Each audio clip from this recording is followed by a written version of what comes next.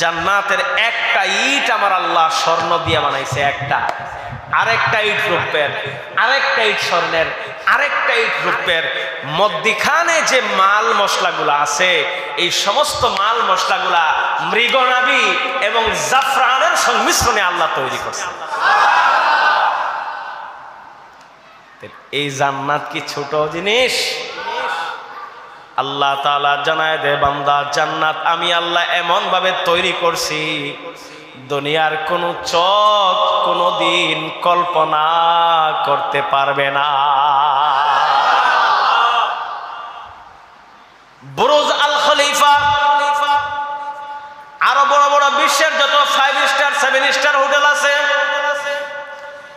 এই বড় বড় হোটেলগুলোতে এক রাত যদি কোনো ব্যক্তি অবস্থান করতে হয়, একটা রুমের ভাড়া কয়েক লক্ষ টাকা দিতে হয়।